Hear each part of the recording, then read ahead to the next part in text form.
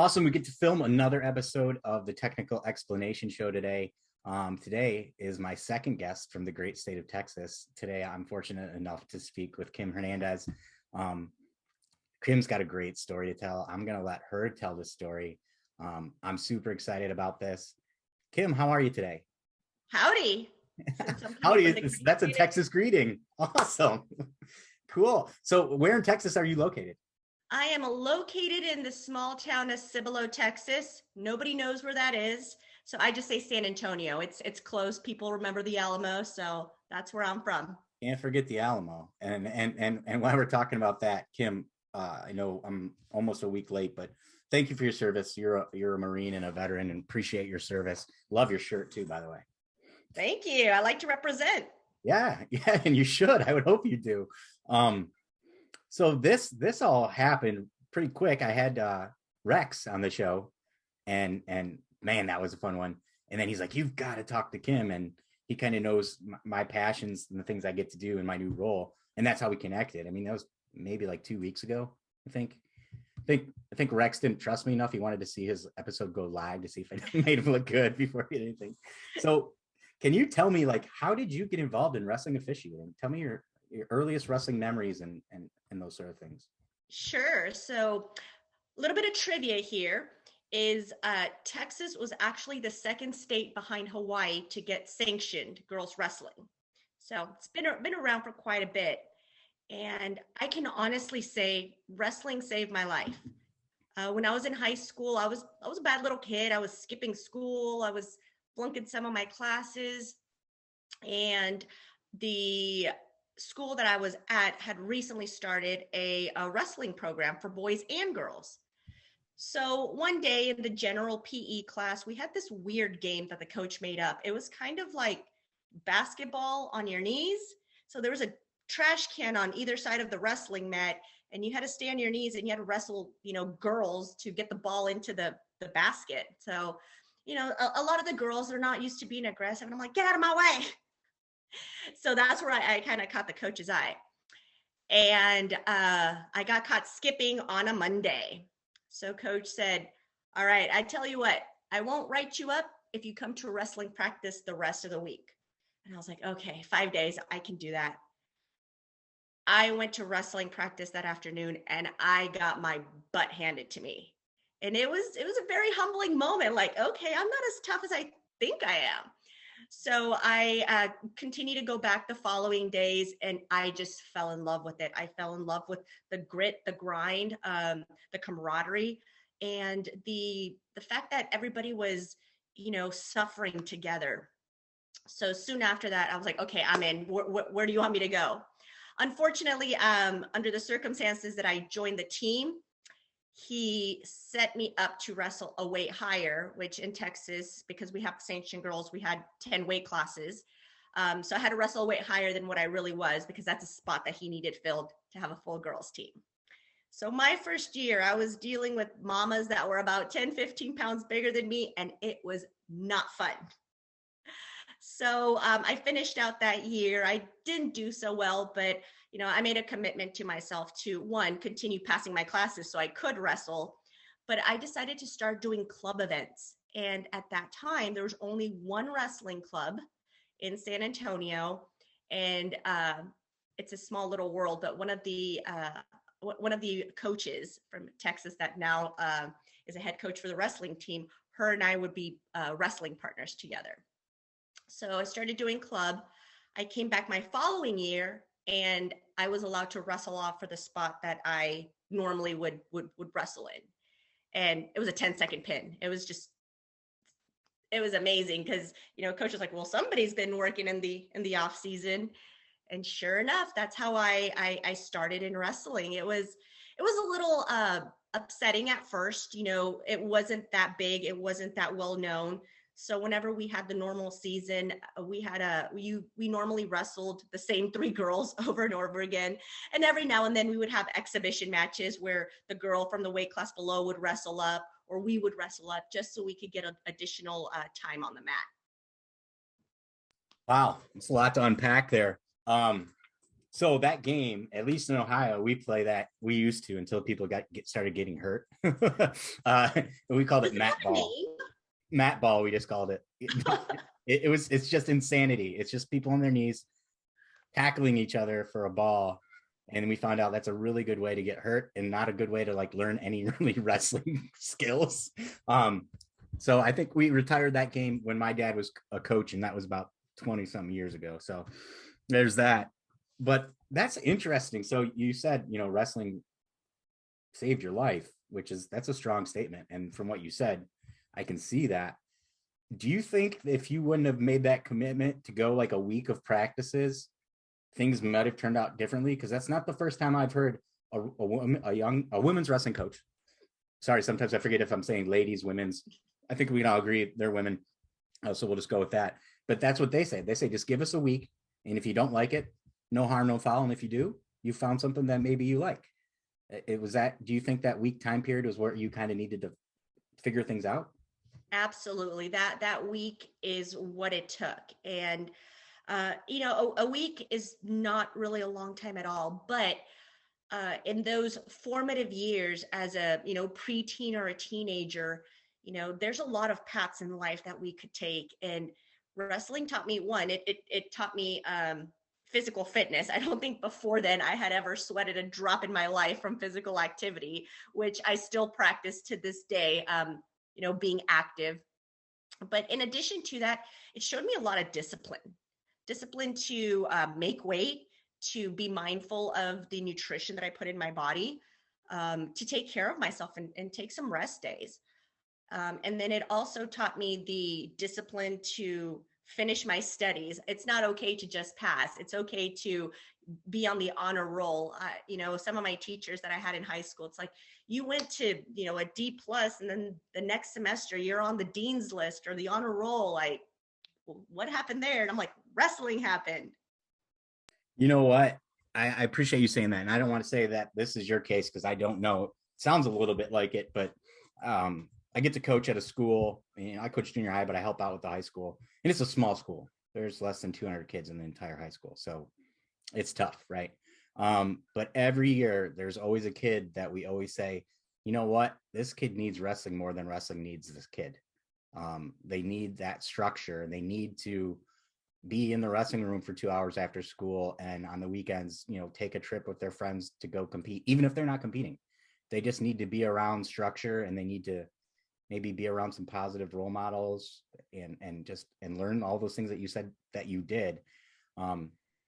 Do you feel like that was maybe, at that time you probably needed wrestling more than wrestling maybe needed you? Or Absolutely. And just to, I compare the circle of friends that I was with prior to wrestling, and then after wrestling, of course, that circle changed and I was with the wrestlers. But out of the circle of friends that I have, they're all great, wonderful people. But I'd say about 75-80% of them were mothers before they were 18. And not that there's, they love their children. They're great mothers. But for me personally, being a mother under 18, it's just something it just wasn't for me. And I'm really glad that wrestling came in when it did, and it steered me into a different path. Yeah. I mean, I don't think it's not, it's right for some people. It's not an ideal situation, right? I mean, we're 18, we're not done developing mentally and all those other things. But so you wrestled in high school. I know you served too. So how, like after high school, what can you talk us through? Like high school until you becoming an official, and however whatever you want. Yeah. So I did pretty well back then. Rex mentioned this. We only had one division, so it wasn't the smaller schools versus the bigger schools. It was everybody just lumped into one. And my junior year, I came back and I did pretty good. There was one girl I just could not beat. She's the only girl I ever lost, and I still remember her name. And but anyways, so I came back and you're such a wrestler though. Like everyone remembers that one person, even if you beat them once, they beat you 4 times and you can remember. That's funny. Yeah. Right. Sorry, go ahead. We met in the finals at regionals. She beat me. And we met in the finals at state and she beat me. So I was like, darn, her name. I don't know what happened to her. I know she did wrestle in college. I don't know what happened to her afterwards, but she was from Pflugerville, and her name was Rachel Billerbeck. So I'm sure Shout out she's to not Rachel there. Billerbeck for giving you that fire. Not that you needed it, but giving you a little more fire than what you had your junior year, huh? Oh, absolutely. But you know what? I will appreciate because the butt whoopings she gave me humbled me. You know, as a little kid, sometimes whenever you're on a winning streak, it's very easy to get a big head, and you know, sometimes you need to be taken down a notch. So very grateful for that. Well, yeah, and sometimes if you're not humbled early enough in your life, the humbling that you get later in life is much harder to take, right? 100%. So my senior year, so most people whenever they wrestle, they go up in weight. You know, they start off at 106. Next thing you know, they end their season at 145. I kind of did the reverse. I started heavier and I started dropping weight. I was probably one of the reasons why they started doing hydration testing. So that's another story there. But I my might, senior I might have contributed to that too. So absolutely. And it's interesting the weigh-in procedures now. It's when I think about that, I was like, man, I remember back then you could weigh in the nude, and not because you had to, just you just wanted to make people uncomfortable. But I'm glad we've definitely gotten away from that. So my senior year, same thing, made it all the way to the state tournament. I had an injury at the state tournament, and funny story, that injury got worse whenever the official raised my hand to, you know, declare me the winner, and I just felt something pop. And I was like, I don't know what that was, but that does not feel good. So I had done something to my shoulder and my clavicle there. So that actually deterred me from going to college and making a decision to go into the military. At the time, Cumberland was one of the colleges that I had an interest in. Academically, I was doing well. Being a female wrestler and accomplished also helped too.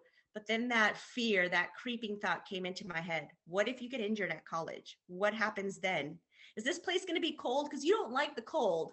So a lot of these doubts started creeping into my head. And, you know, I came to the conclusion that I was just not ready to go to college. You know, I was still a little butthead, I would say. And if I didn't have to be in school, you know, I'd probably wind up dropping out or failing. So my parents always encouraged us, me, my sister and I, to join the military, but they were more pushing for the Air Force, you know, do your 4 years, get your GI Bill, and you can go home. Well, you know, the Marine Corps has big involvement in wrestling. I love their uniforms. And I also was attracted to the whole mentality that wrestling's not for girls. Girls don't do wrestling. So it kind of transitioned to the Marines. Like, girls aren't Marines. Girls aren't supposed to do that. So that kind of fired me up a little bit more. But when people ask me, I just tell them, hey, the recruiter caught me on a good day. He's the first one that talked to me. And I said, okay, sign me up. I love it. I love it. And But I did enlist when I was 17. So my parents did have to sign consent. And I shipped off 2 months after I graduated from high school. So from the time I graduated to high school, for about 13 years, wrestling took a hiatus. I had no involvement. I didn't follow up with any of the Olympics. It just, you know, it took a back seat. Now it started back in my life when I moved back to Texas. I had just finished grad school. I'm like, well, I have all this time. What am I going to what'd do? you get what's your degree in? I have a master's degree in risk management. Oh, cool. Okay, I know a little bit about that. I work in finance, so I know a little Okay. managing risk. All right. Yeah. So I had to do all the school stuff, get it taken care of out of the way. And one of my coworkers, he's a football official. He's like, well, you have all this time on your hands. Have you ever thought about officiating football? I'm like, I like football. Like, I'll give it a go, give it a try, see how I like it.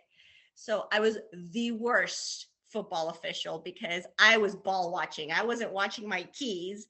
So I figured, I was like, you know what? I think I'm a better suited to be in the stands than to, you know, be on the sidelines right there. But after my first year of officiating football, I was like, okay, well, I've never played football and I did somewhat okay. Uh, I wrestled like wrestling is in my background. It's my blood. Like, I can officiate wrestling. And sure enough, I go to the website, find the local chapter's information, and I connected with them on Friday. They had their first meeting on Sunday, and that's the first one that I went to. So they were able, so wow, okay. That's not common. That's awesome, by the way. But from the places that I'm working, it doesn't, or I'm talking with, it doesn't necessarily sound like, you submit, hey, I'm interested, and then less than 24 hours later, you're in a class or someone gets back to you. So that's kind of a testament to what Rex had alluded to, and you are too. Texas is ahead of the curve. So let's talk about those classes. Were they classroom setting that you had to do? Like, was it how many weeks? Do you remember that kind of stuff? Yeah. So the way that we do it here locally in our area, our little chapter, is I'm going to give you two scenarios because obviously COVID has definitely changed a lot of the operating procedures. But back then it was an in-person meeting, and one of the jujitsu gyms in town that was centrally located was graceful enough to allow us to host our meetings there on Sundays. So it was in-person meeting. At the time, the techniques were a little bit antiquated, but we've learned from that. So at that time, it was literally everybody sitting in a circle reading the rule book. Like, you read this article, you read that sounds article. Fun. Well, and it was also Sundays and football, and all you could hear was doo-doo-doo, doo-doo-doo. Yeah. Oh, someone just scored. Who just scored? So as the years progressed, as we had more officials participate, that training curriculum changed a little bit to where, we transitioned into PowerPoints. Something that we do now is film review. If you go on YouTube or if you have Flow Sports, look up some controversial matches or some controversial calls. Like, was that two? Why or why not? I think with those, takedowns and escapes and reversals, a lot of times they can be, okay, textbook definition, but there's always that gray area. The buzzer goes off. You're right at the edge of the line. Ooh, how would you call it? Now, remember, we have the opportunity to review this multiple times, but that official has that split-second decision to make that call. So how would you call it in that split-second decision? And I think that definitely helps these seasoned officials explain why they make the call the way they would. And then it helps the junior officials see some of these scramble situations or see some of the mechanics that some of those officials have. Yeah, I mean, nowadays, and you could say this for the last 10 years or so, because the flow started in 2010. Kind of, yeah. But anyhow, like nowadays, officials have really no excuse not to be doing film review. And that's one of the things that I learned early on. One of my first guests, Matt Sorochinsky, and he's done the NCAA finals 10 times. He's done the D1 NCAA finals 10 times, done the tournament 16 times. And when he started telling me about the amount of time during the season he spends reviewing film, I was like, holy smokes. And like working out and like specifically just to be able to be the best official. I had no idea. Right. I think that's one of the things is like spectators, even coaches, I'm guilty of this. We forget and we think sometimes it's all about us and the kid that we're coaching. And we forget that, well, we wouldn't get to coach that kid if we didn't have the official out there. We should at least show them a little bit of respect rather than questioning their calls all the time. So it's just interesting though, to talk about how you started learning in a circle, reading the book, and then getting to where we are now. Did you guys choose that jiu-jitsu gym so you could do like instruction and mechanics? Was that why you chose it, or was that like the place? A couple of reasons. One, it was centrally located. So, if you had an official from opposite sides of town, you would just meet in the middle. Two, for the newer officials. Now, every now and then we would pick on the younger officials to come demo some movements because, some of the seasoned officials, you get them in a chicken wing and they ain't getting out of it. Yeah. Or they're going to the hospital. Or they're going to the hospital. Yep. We just official out. We got anybody else who's next in the pipeline. Yeah. So we could demonstrate, the rule book, while it's got those pictures, I mean, it's just a cartoon picture of a gray figure in a a black figure, and you can't tell whose arm is what. So giving that visual cue definitely helped a lot. But also to the mechanics portion of it. I think as newer officials, we know what the call is, but we're just a little bit shy with blowing the whistle. There's the fart whistle, which I hate, but we always see that with the newer officials. So it's like, I'm like, blow it like you mean it. Or sometimes they're like, that's two. It's like, no, that's two. Hold it up high, sell your call. Because if you look like you don't know if that's a two or not, that coach is going to come to the table and ask you why, what your criteria was for the two. Yeah, I mean, for me personally, my favorite officials are the ones that are the most vocal and the ones that are communicating with the wrestlers. And you can tell, I mean, there's some that have been on the show and I've told them straight out, it's like, I appreciate what you do, because there's no excuse for the wrestlers to get hit for stalling when you're saying work center, or, I've got work to score, action. Exactly. It's like, dudes, they're telling you everything you need to do. And then on the silly part of it for wrestling, I still don't get this. But like, it's the only sport where you yell out to your wrestler, hey, do this move. This move's there. And both of them can hear it. Makes no sense. You watch football and they're covering their mouths and they're whispering, but in wrestling, we're just like, hey, the slide by's there, and we expect it to still be there. But so, I'm glad that you mentioned that about being vocal. So our season kicked off this week and we had a lot of these scrimmages going on. But one of the things that I made sure to go over with the wrestlers on the ones that I attended is, hey, when an official tells you to, keep it legal or do X, Y, and Z, do y'all really know what that means? And half of them were like, kind of. The experienced ones were like, yeah. But then, the newer ones are like, no, what does that mean? So taking the time to actually explain, like, hey, if I'm saying work center, if I'm saying action, that means that I'm getting bored. And if somebody doesn't take a shot anytime soon, someone's going to get hit for stalling. So shoot your shot. Yeah. There's an Office reference there with Michael Scott quoting Wayne Gretzky, but I'll leave it there and everyone should know. So you had mentioned you took off, 13 years, you were serving us and you came back. How many years have you been an official now? I'm going into my fifth year.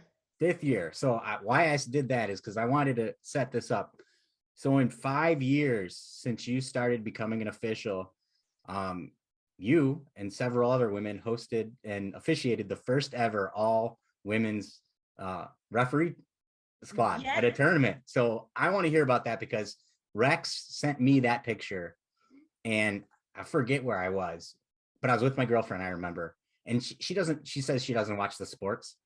She's the brains in this operation. So, but I go, hey, I know you don't watch the sports, but this is historic. And I showed her the picture and she's like, wow, that's really cool, So tell me how that all happened because I need to know. Yeah, so the Ladies Steel tournament is a tournament that's hosted here. It's recently, it's pretty new. I would say maybe it's a second year that they've had it. True year, last year we didn't have tournaments here because of COVID. But this tournament gives the opportunity to varsity wrestlers and JV wrestlers, or those wrestlers that have little to no experience on the mat, so they can wrestle participants of equal capacity. It's no fun if you have a first year wrestler and then a senior and you're getting teched in 30 seconds. That's very discouraging. Yeah. Sorry, I cut you off 10 times there, but I just filmed another episode right before this, and we were talking about that exact same thing about kids need their practice is great, right? And you need to practice, right? You can't be Allen Iverson and be like practice, right?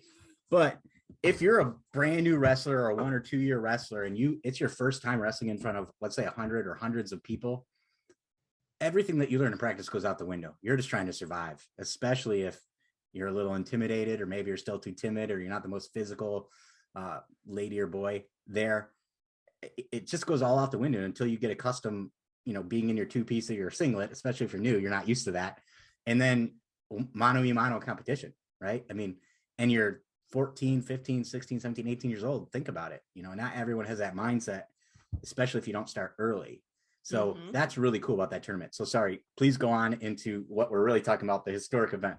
Yeah, no. So it was great to see. It wasn't a blowout. The experienced wrestlers had their own bracket. The novice girls had their own bracket as well, and they were all kind of jumbled in. So one match it could be varsity, the next match it could be JV. You didn't know what you're going to get. So we have a few females here locally that we're going to do the event. Now, one of them, she's come so far in the last couple of years, and we had the opportunity for her to go to an out of chapter event. So I gave her the option, and she chose to go to the out of chapter event because it was a 2-day event, and it would have been a little bit more challenging for her, and it's something that she's been wanting to do. But the makeup of this crew was pretty awesome. So I had 2 other girls also from Texas. The Valley is what we call the very, very tip of Texas. So we had 2 girls come up from there. One is a seasoned official. She's been officiating about 6-7 years. The other one is a female who straight out of high school went into officiating. Now she's been officiating for 3 years. So she's pretty good, knows what she's doing. And then my other 2 officials, one just graduated last year. So she is fresh out of high school now on the stripes. And then the last female that was there, she came out and she officiated same way the year after she graduated. She was going to college. So unfortunately, college and officiating kind of were in conflict with each other, and she really needed to focus on her studies. But since then she has finished, and now she's like, I'm ready, I want to come back, I've missed it, let's go. So it took her a couple of matches to get back into the swing of things, but once she found her groove, it was like she never left. Wow. So night and day between Texas and Ohio. One, we're not sanctioned yet, so 34 states I think are sanctioned. I think 34, 33, 34. So we're not sanctioned, so we've got a ways to go there. And I believe you need to be sanctioned before you can really get people to be like, hey, a young lady to be like, hey, this is something I can do. I could officiate other women, right? So that's the first step. And been pushing really hard. Wrestle Like a Girl's really helped. Here in Central Ohio, I've had some people on that are just amazing, making girls wrestling happen. But you had said you have a young lady right out of high school, right out of college, but got her license. Like, how do you guys achieve that? Because I think I was telling you on the pre-call interview before this, I know of 2 women officials in the state of Ohio, and you had 4 or 5 at one tournament. Yep. And then we have a couple more that, I don't want to say we're on the sideline, but we're available, just needed notice, or, that could have done it if it was another weekend. But I think a big thing is, one, having the female presence out there, because if they see you on the mat, it's like, okay, wow, this I can do that. I can do that after high school, or being able to be approachable as well, not just by the wrestlers, but by the coaches as well. So having a great rapport with the coaches helps in a couple of different ways. One, when it comes to table management and you get called to the table, building that relationship with the coach in a professional manner, it's like, oh, okay, so we're going to have these interactions. That's how she handled it. Okay, I can do that. And in the other sense of the spectrum is building the relationship with the coaches, because at the end of the year, they kind of know who's going to go to college, and wrestle, who's going to stick around and, hey, might want the opportunity to officiate as well. But 2 of the things that we do is on postseason events, because it's nearing the end of the wrestling season, we set up a table with our official flyer. It's got one of the officials raising the hand. It's like, want to officiate? And then we put out business cards, and that business cards has our phone number, our email, and then a link to our social media. Kiddos these days, they're all about the Instagram, the TikTok, and I don't know what other platforms are all out there. But if we can start getting them engaged with some of those platforms that they use quite often, we're kind of staying in front of them as well. So we encourage them to like our page. So if they just happen to be scrolling and they see that page come up, they're like, hey, what about officiating? Like, it could be a good side gig for me while I'm in college, or, while I'm doing X, Y, and Z. So that's a great way to help promote. Awesome. After we get offline, please make sure to send me wherever you guys are. I want to make sure I'm following, liking, and maybe I can get some likes in my stuff too, because they'll see you here pretty soon. So I want to talk about it. You said something I think is really important. I've had conversations on this with a lot of people, and I can't really speak on it because I'm not a woman, but I believe that things are different, right, for women and for men. And this is a predominantly male-dominated sport. Men are from wherever and women are from wherever too. If we believe that's true, then we need to do things a little bit differently. So I want to talk a little bit about, let's talk with, maybe it could be perceived as negative, but what are some of the barriers that as a woman official you had to overcome, or maybe in your first year, some things that you had to, conversations maybe you had to have with coaches to realize, look, dude, I know this sport just as well as you, if not better. Like, what are some of the things that men maybe don't have to overcome that women do? Absolutely. I think because in some areas, maybe females have not been seen as often on the mat, whether they're wrestling or whether they're officiating. It could be a common misconception, like, you don't know what you're talking about, and it's one of those things. If you know your rules and you can explain, your calls based on the rules when you get called to the table, well, not only were you going to get a misconduct, but you build that rapport, like, hey, I know what I'm talking about. I know what I saw. This is my explanation to you. And it definitely happens in the first year, not just to female officials, I think for all officials as well. But depending on the coach, they may try to sway your call one way or the other. The one that I love to hear is, that's backs, that's backs, that's backs. And you're like, wait, they're not even breaking 90. What are you talking about? Well, guess what? It's not 90, it's 45. 45, yeah.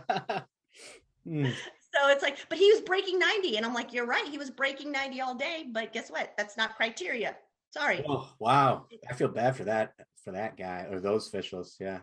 Yeah. And one of the things that we do see here a lot, and Texas is a big football state, there are some dedicated programs that have full-time wrestling head coaches. And then some of the programs, the head wrestling coach is, a football coach. So they may not have as much experience in wrestling, or wrestling might not be their first passion.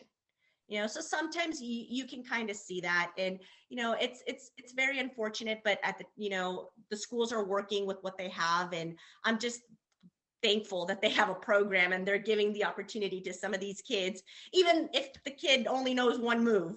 Yeah, I mean, I'm thankful that they chose the football coach as the wrestling coach over anyone else, because honestly, again, I'm a wrestler, but there's no sport that's going to get you better footwork as a lineman or any position in football than wrestling. And right now, I'll speak from my personal experience. We've got 3 kids that are playing basketball and wrestling, and they're great at football, right? So we run a practice. They leave early to go play basketball. And every night when I'm saying my prayers, I'm like, please let this kid choose wrestling. But, you have that conversation and you can be like, hey, look, what's the goal? Parents have goals for their kids, right, too. But you talk to the kids and you're like, what do you want to do? Like, I can guarantee you will get better at football if you wrestle in some capacity. Whereas, if you play basketball and you even play, because there's only 5 people and there's how many weight classes in wrestling, right? You're going to get a chance to get better. So that's smart. Even if they only know one move. Exactly. So you guys are kicking butt. And I told Rex I need to learn some more from him. I need to learn more from you too. But I mean, what are how would you approach talking to a young lady whose wrestling career is about to end, and just try to say, hey, look, you could do this. Like, what are some things, if you had one-on-one time with them, not like in your pre-meet or anything like that? Like, how would you speak to them about that? Absolutely. I just say, hey, wrestling, it's been foundational for you. It has also been foundational for me. And it's a great way to stay involved in the sport. Coaching is fantastic, but it takes a lot of time. You're with these kids 5, 6, 7 days a week, sometimes for 2 or 3 hours at a time. That takes a lot of dedication and commitment. Officiating, it gives you the opportunity to stay involved, to give back. And it is a time commitment, but it's a little bit less of a time commitment than it would be to, being a coach at a club and having to travel all these places. So it's a lot less. I mean, 2 hours every day during the week. Saturdays we practice, so that's 12 hours of practice right there. Then you got your tournaments, all that stuff. And I always kind of look at coaching and officiating as two sides of a coin. Like the coaches are the ones that are going to argue because they're in the room with those kids all the time, and we're not objective. We just want our kid to win because we see how hard, you said earlier, embrace the suck, or you said suffering together, and I wrote embrace the suck because I know that's a military term, or at least I watched a movie. Keep it professional.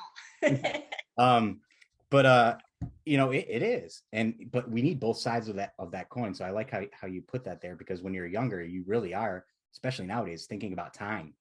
That's how young people think, is, because they want feedback right away. They want responses right away. So when you talk about time, that's a good way to go about it. Let's transition here. Poor transition, because I just said let's transition. With the season going on, what are some of the things you're most excited about this season coming up for you? Oh, well, I'm just glad that we are back to a normal season. So that means is Texas like kind of open up? Because my company's based out of Texas. And I'll tell you what, once a week, we're changing from this level to this level. And I'm like, what is going on in Texas? To be honest with you, I can't remember the last time I wore a mask. Okay. Like when I go to the airport to go officiate somewhere, I'll wear a mask. Obviously, I have to. Okay. Here, the events that we've done so far, masks are optional. They're not required. The qualifications for postseason are all back to pre-COVID process. So pretty much a normal season now. Okay, cool. So that's one thing I'm excited about. I'm excited for our new officials. This year, we've had an influx of new officials. So not everyone gets to say that. You and Rex, I got to fly you up here and just pick your brain for like a week. Yes. And it's a team effort, a combination of some kiddos that we kept in contact with, that their season ended last year, that are coming to officiate this year. Also, too, we have some folks within our chapter that officiate other sports, basketball and football. So right as the football season ends, wrestling begins. So we've had some folks recruit some of those football officials that have had some experience with wrestling or MMA or combat sports like that to come try out wrestling. So, and then we had some folks that actually came back after, the normal year, since COVID was a very short and awkward season. Yeah, it's been really weird. You had a lot of people that maybe because of their situation, they just had to, like last year, when we had kind of not a normal season, but we had some sort of a season, they took the last season off, and it's kind of like, is it really worth it? Right. I mean, everyone's got a different situation, right? So it's promising to hear that you guys are coming back. I actually had an official here, and again, I reference Ohio, but he sent me their chapters numbers for 3 years ago, and then sent them this year. And I'm just like, what are we going to do? So not that that's my personal responsibility, but I believe it's all of our responsibility, right? Like, we love wrestling. We've got to grow the sport, whether that's with wrestlers or officials. And I'm glad that you mentioned that, from a coach's perspective and then an official's perspective, whenever it comes to new officials, the professionalism that goes with having a new official and being patient with them. They're learning, they're going to make mistakes. There's no reason for a coach to get upset because a locked hands was missed in a JV match. Oh, Kim, you're speaking my language. Look at, I do like about 18 tournaments, not coaching. I help run 18 tournaments it's called the Ohio Athletic Committee. And I get to a certain point with someone that's maybe going to have to exit the facility if they keep going on the way that they are. I'm being professional now too. And pretty much my last thing to say to them is like, Tom Brands is not in the stands today. Don Smith is not here. And your fifth grader's certainly not getting a full ride to Okie State. So chill out, let the kid do their thing, and you can be here and watch him wrestle next round. If not, the day's going to end a little differently for you. That's a good point. Like, now as a coach, I almost want to, if I know an official there, I think I might do this, be like, hey, are there any new officials here? So I know who to like take it, you know what I mean? Just take it easy on, because I coach junior high. At the end of the day, all my job is to get them to high school, and make them better people and wrestlers. And I mean that in that order, better people than wrestlers. But I think sometimes coaches lose it, right? Like same thing as parents. When you get in that emotional zone, the logical stuff just goes away and you don't even know what you're saying sometimes. So thank you for bringing that up, because that's actually, I think all coaches probably should. And if you don't agree with it, that's fine. But I think you probably should, because if you understand that we're on a shortage and this is that person's first, second tournament or first year, and because you're a jerk, they don't come back, that's hurting your kids. It's hurting you. It's hurting all of us. Yep. And that's the major, not just in wrestling, but in all the other sports, why officials don't come back. And the first 3 years are so crucial. Usually that after the year 3, that's when, all right, I'm out. I don't have to deal with this anymore with, Coach Bob over there yelling at me over, a stupid call in a JV match. Why am I putting up with this? So, there are some situations where, maybe a higher level match, like, hey, this is a championship match. Maybe, Johnny over there shouldn't be officiating that one. Okay. Let's see if we can make concessions there. But if it's, just a regular match that really doesn't mean anything for seating purposes or anything like that, hey, we were all there once, right? Yeah. So some of us made our living there. Yeah, exactly. So let's treat that wrestler, or not the wrestler, the wrestler too, but that official with respect. If there is something that needs to be questioned, make it worthwhile. Don't bring them to the table over a judgment call. Yeah. And that's tough, because there's a lot of things that, being a newer official myself for the second time, there's a lot of times when you're uncomfortable that you'll say something's a judgment call that really isn't, because you just don't want to be wrong. And that happens, coaches. It happens. I promise you it does, but it's few and far between. So you had mentioned, from what you told me, once you guys get officials in the door, how you do things now has evolved, and what you're doing is working, obviously, because you have more officials coming in this year than you did in previous years. Is there anything you guys do from a retention side outside of the season that try to make these folks just feel like they're part of something bigger than themselves? Is there anything you're doing that maybe some other state could consider? Because you don't go and have more officials coming in when every other state, not every, but majority of the states are having less. So there's something. So a couple things. At the end of the season, we like to have a year-end party.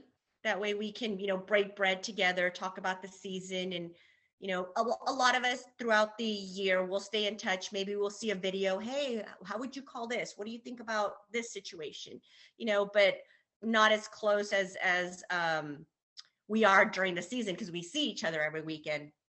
So that's one thing that we do for camaraderie. But one of the things that we are starting to look at and enforce this year is, hey, we have a training tournament. With this training tournament, the funds that we do make go back to the chapter. Now, the chapter does several things with that. One, we sponsor rooms for anybody that would like to work the tables at the state tournament, because those are volunteer positions, obviously. But one of the things that I definitely want to push for is, for those that work the training tournament this year, should choose to come back the following year, we're going to pay your dues for you. So you ought to automatically get a free ride to come back next year.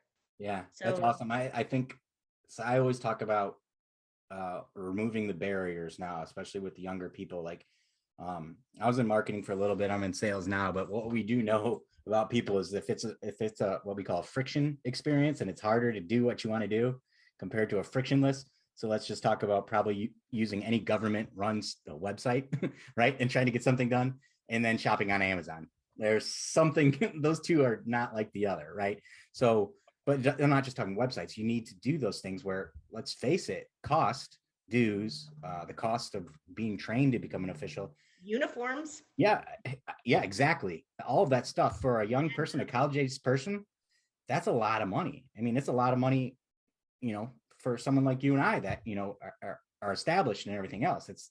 We're asking you to put in some money before you even see any, right? And then we're asking you to be an official in the closest sport where people can say whatever they want to you. So that's good. I think a lot of other people could take notes there too. There's probably other ways too that people could stay connected too. I think one of the things hopefully COVID taught us is even though we're far apart and maybe we're not working together with our teammates anymore. In work, I call coworkers teammates. But anyhow, maybe you're not working with those folks anymore, but there's ways to stay in touch and, check their pulse, make sure they're doing all right. Do you need anything? Is there anything I could take off your plate? How are the kids? Maybe that's more with the officials and stuff, but there's ways to do that. And that's how so I know Rex mentioned mentorship. The way we have it here is we have small groups. So we have about maybe 5 or 6 seasoned officials that is the lead for that group. So they have about maybe 3 or 4 officials within their little group that they check in on periodically.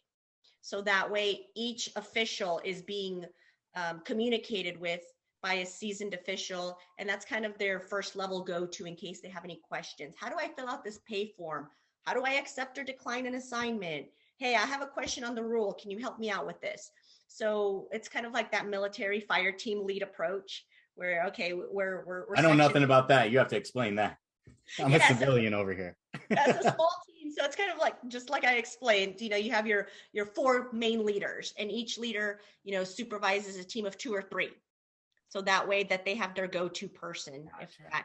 If that leader's not available, then they can, go to another team leader, or they can go higher. And so kind of dividing, be able to conquer. Like exactly. You don't have as much responsibility. Yeah. Mm-hmm. Very cool. Yeah. Awesome. So go ahead. Yeah, and I was to say that the next thing for new officials, of course, the first couple of years, it's going to be trial by fire, but also connecting with the officials and asking them, hey, what do you hope to get out of this? Do you just want to officiate JV? Do you want to eventually call varsity matches? Do you want to work postseason assignments? Do you want to go to, officiate the NCAAs? That way we can help connect them with the right folks and start helping them build that path to whatever it is that they want to do. If they just want to make money on the side and do JV, or if they want to go all the way and do some D1. Awesome. Well, from everything I know from you, you're a go-getter. So like, what's your ultimate goal out of officiating then? I'm going to put you in the hot seat. Oh, so as of today, I just want to be able to blow the whistle. I don't care if it's tots, or I don't care if it's on the other side of the spectrum. I just want to be on the mat, blow a whistle, and make the best call to my ability. Geez, you aced that answer. Wow. I don't, one of the things that I'm not a proud person where I'm going to be like, I don't do youth. I love the little kids. Sometimes they scare me. They're crying and I'm like, why are you crying? You're winning. I don't know. And they're like yelling their lungs out. And I'm like, kid, are you okay? Yeah. All right. You're still wrestling, so everything's still good. But I always will never say no to an event because it's outside of my, realm, because I don't do kids anymore. No, that's not me. I will take on any event, whether it's little kids or whether it's on the other side. I just want to blow the whistle. That's awesome. So I know the answer for you. You had to, I would assume, develop thick skin prior to or during entering boot camp for becoming a Marine. What are some things that newer officials, because it sounds to me like that's one of the most important things other than knowing your rule book and your mechanics. If you want to have longevity in the sport, having thick skin as early as possible. So what are some things that maybe helped you, or things that other people could do? Because that's a hard thing to do, right? Some people just aren't predisposed to take criticism very well. What are some things you think people could do to become better officials and maybe expedite that process? A couple of things. One is finding a mentor that is a fit for you and your personality. I think that's huge. Rex was a big advocate and a big person for me to just reach out to whenever I did have questions. And once you find that mentor, being open to have candid conversations. There's always areas of opportunity. And not only do we need to be to have thick skin, but we also need to be receptive of that feedback to improve. So, those tough calls are going to happen. You're going to be brought to the table, and no lie, Bryce, no lie, especially my first and my, even now, I picture scenarios in my head, and I'm in the shower and I'm playing out the situation. If I get called to the table for this, how is my professional but also rules book based answer going to be like? So I'll practice those conversations in my head as well. So if the time does come where I'm brought to the table and I'm asked about X, Y, and Z, I can go ahead and give that explanation. One, because I've practiced on it whenever it comes out. Hopefully it sounds like I'm a lot cooler, calm, and collected than I really am. But then also two, it helps me go back to the rule book and make sure that I fully understand that rule. Wow. So what I heard is finding a mentor that you can be what I'm going to call comfortably vulnerable with. Like, Absolutely. say, hey, I might have missed this call. What would you have done and how can I do better next time? Then the other one is actually, it's kind of no different than wrestling, right? Like visualization. We talk with our kids about, when we're drilling or we're doing stance and motion, I'm like, you shouldn't just be moving around and doing, mat check and a sprawl and everything. You need to be visualizing who's in front of you and why are you moving left? Why are you moving right? Are you trying to get a leg? All that stuff. And it sounds like that you're doing mental gymnastics to just, okay, I got called to the table. It's for this call. How am I going to handle it? Right. So it's kind of cool how that echoes or parallels, not echoes, parallels competing versus officiating competition. So thank you for that. Wow, this has been awesome. I definitely want to have you on again. If you'll have it. Absolutely. I think, so. Yeah, I know we're getting close to the end. One thing I do want to say, and not just for the female officials that might be potentially interested, but also for the new officials as well. For those senior folks that are in officiating or chapters, give them an opportunity. A lot of times they have the potential. They just need someone to believe in them. If I didn't have Rex believing in me, I'd probably still be calling JV matches because I didn't believe in myself. But having that mentor and having an advocate and someone to support me has definitely boosted my confidence, but also helped me be hungry and be more passionate about officiating. I will echo how important mentors are in whether it's your professional life, your officiating life, school, whatever. If you can have a person that's going to sit there and look you in the eye and just tell you, hey, you messed up here, but that's okay. Here's what you should do next time, right? Because I've had mentors in my life that have helped me get to where I'm in my professional career. And I'm just like you said, if I wouldn't have had those people, I don't know. Like, and Rex is a perfect example, dude. That guy's got so much positive energy. I could feel it all the way. I can feel yours too from Texas too, and that's a far ways away. So you're fortunate. Rex is fortunate. Man, this is awesome. The other thing I would say too is what I'm thinking of now that you made me think about it is I'd love to have some newer officials on here and just let them talk about some of the things that make them want to walk away from the sport, right? And let some people hear it. And then maybe some people will realize, oh, that's what I'm doing. Now granted, most people won't, right? But I don't know. It's just an idea. Thank you so much for your time today. I'm going to be keeping an eye on, especially if you send me that social media info, keeping an eye on you this year in your career. And I hope I can have you back on at the end of the season to talk about how much of a great year you had. Absolutely. I would love to and look forward to that.